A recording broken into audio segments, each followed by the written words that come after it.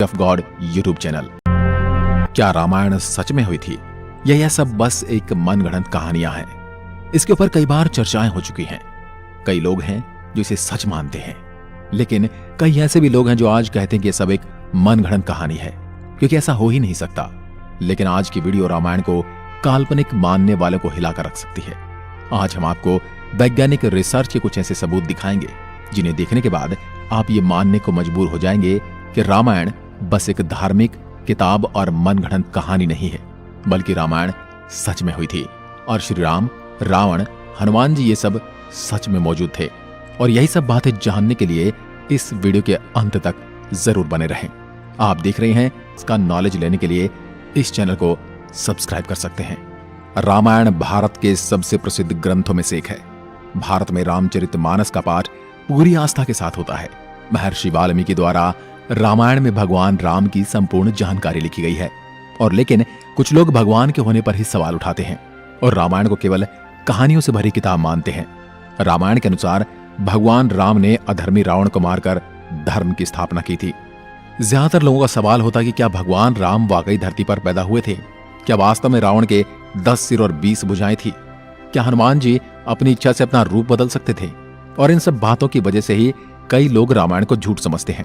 मगर आज हम वैज्ञानिक अध्ययनों के आधार पर सिद्ध कर देंगे कि रामायण में वर्णित घटनाएं पूर्णतया सत्य हैं। नंबर 1, रामायण कालीन हवाई अड्डे। जितना हम रामायण को भारत में मानते हैं, उतना या फिर कहूं कि उससे भी ज्यादा श्रीलंका में माना जाता है। और इसीलिए श्रीलंका में रामायण अनुसंधान टीम ने रावण के रामायण काल के 4 हवाई अड्डे खोजने का दावा किया है। पिछले 9 वर्षों से यह ऑर्गेनाइजेशन श्रीलंका के कोने कोने की छानबीन कर रही थी।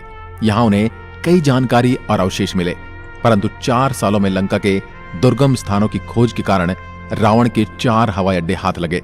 रामायण अनुसंधान टीम के अध्यक्ष अशोक कैंट का कहना है कि रामायण की लंका वास्तव में श्रीलंका की है।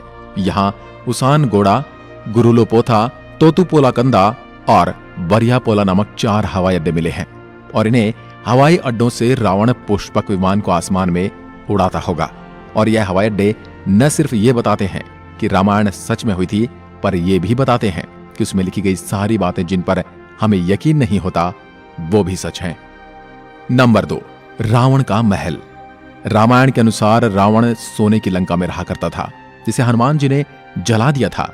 श्रीलंकन गवर्नमेंट को श्रीलंका में एक ऐसा महल मिला है और यह दावा है कि यह महल रामायण काल का है।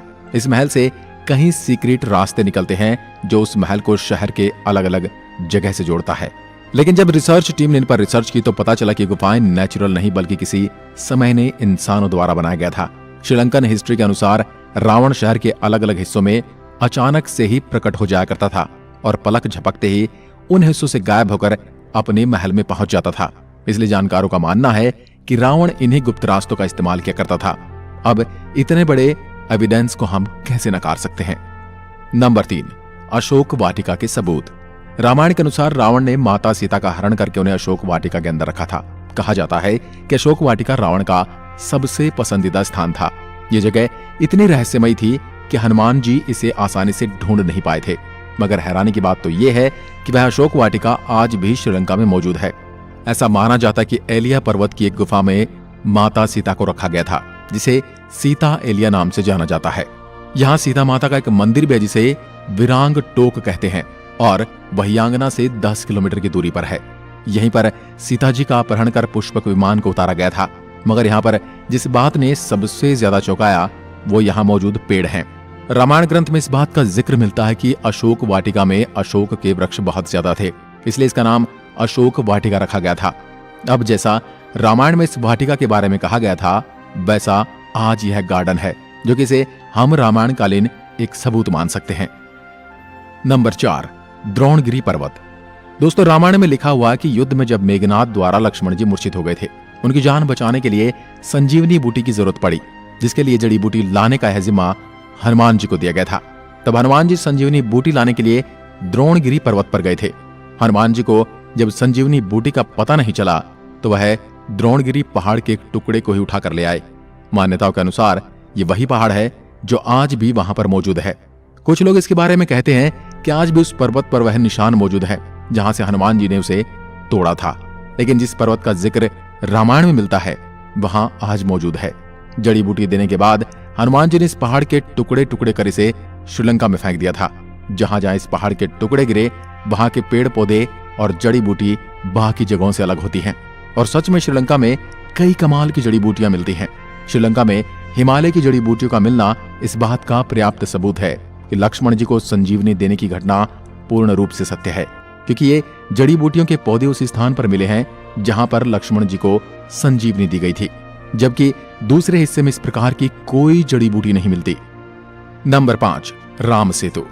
रामायण सच में हुई थी, इसका सबसे बड़ा प्रूफ है राम सेतु।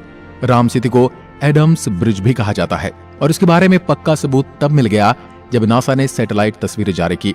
पैसिफिक ओशियन की तस्वीर में कुछ ऐसा था जिसे देखकर वैज्ञानिक भी हैरान रह गए। पैसिफिक ओशियन के हिस्से में साफ तौर से पत्थरों की एक लाइन बनी हुई नजर आ रही थी। जब वैज्ञानिकों ने इसे तस्वीर पर ज्यादा स्टडी की तो पता चला कि ये पत्थरों से बनी लाइन है। भारत के धनुषकोडी से श्रीलंका के मन्नार द्वीप तक बनी हुई है, जो लंबाई में करीब 30 किलोमीटर तक हो सकती है।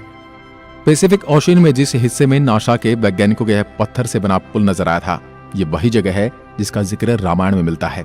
और अमेरिका के एक आर्कियोलॉजिकल रिसर्च टीम ने भी अपने रिसर्च में इस बात का दावा किया था कि तमिलनाडु और श्रीलंका के बीच मौजूद राम सेतु वो असल में एक मैन मेड ब्रिज है जो कई हजार साल पहले इंसानों ने बनाया था।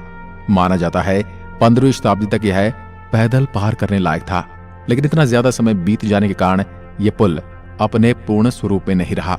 वैज्ञानिक दृष्टिकोण से इस फैक्ट को हम रामायण के एविडेंस के रूप में देख सकते हैं। नंबर 6, सुग्रीव की गुफा। बाली के डर से सुग्रीव जिस गुफा में रुके थे वह गुफा आज भी मौजूद है। रामायण के अनुसार बाली ने दुंदुबी नामक राक्षस को मारकर उसका शरीर कुछ दूर फेंक दिया था। हवा में उड़ते हुए दुंदुबी के खून की कुछ बूंदें मातंग ऋषि के आश्रम के ऊपर गिर गई। ऋषि ने अपने तप के बल से जान लिया कि किसकी हरकत है। फिर क्रोधित ऋषि ने बाली को श्राप दिया था कि कभी भी ऋषि के पर्वत के क्षेत्र में आएगा तो उसकी मृत्यु हो जाएगी। सुग्रीव को राज्य से निकाले जाने पर वह इसी जगह पर आए थे, क्योंकि वह जानते थे कि बाली यहां नहीं आ सकता। यहीं पर उनकी मुलाकात राम जी से भी हुई थी और बाद में राम जी ने बाली का वध किया था और सुग्रीव को किष्किंधा का राज्य सौंप दिया था। और ये सारी गुफाएं आज भी मौजूद हैं। नंबर 7, राम सेतु के पत्थर।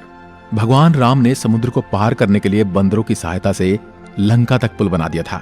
कहा जाता है कि इस पुल के माध्यम से श्री राम की पूरी वानर सेना रावण से लड़ने लंका गई थी। मगर हैरानी की बात तो यह है कि राम सेतु में इस्तेमाल किए जाने वाले पत्थर आज भी मौजूद हैं। राम सेतु पुल के पत्थर पानी पर तैरते थे। रामेश्वरम में सुनामी के दौरान कुछ पत्थर जमीन पर आ गए थे। शोधकर्ताओं ने जब उन्हें दोबारा पानी में फेंका तो वह तैर रहे थे, जबकि दूसरे पत्थर पानी में डूब जाते थे।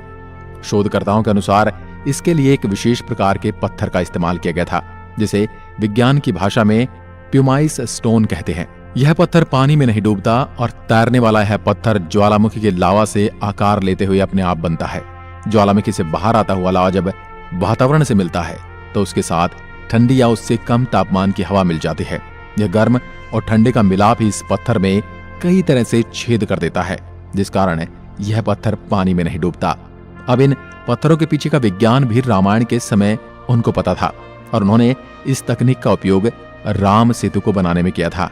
यह रामायण का एक पुख्ता और मजबूत सबूत है। नंबर 8, जली हुई लंका के सबूत। रामायण ग्रंथ के अनुसार हनुमान जी ने लंका के सोने की नगरी को जला दिया था, मगर अभी कुछ एविडेंस मिले हैं जिन्हें लेकर कहा जा रहा है कि लंका के जलने के सबूत आज भी वहां पर मौजूद हैं। जिस जगह पर श्रीलंका को जलाया गया था वहां की मिट्टी आज भी काली है, जबकि उसके आसपास की मिट्टी का रंग वैसा ही है जैसा कि नॉर्मली मिट्टी का होना चाहिए। बस इतने से इलाके में ही काली मिट्टी मौजूद है, जो कि जली हुई लंका के सबूत को बताती है। इस बात को भी हम एक इत्तेफाक कहकर टाल नहीं सकते। अब जब आपको इतने सारे प्रूफ दिए जा रहे हैं, यहां तक इतने सारे प्रूफ कोई इत्तेफाक नहीं हो सकते, तो इसलिए यही साबित होता है कि रामायण सच में घटित हुई थी। आपका क्या विचार है हमें कमेंट में लिखकर जरूर बताएं। एक बार फिर मिलते हैं एक और ऐसी दिलचस्प वीडियो के साथ। तब तक के लिए नमस्कार। जय हिंद, जय भारत, जय श्री राम।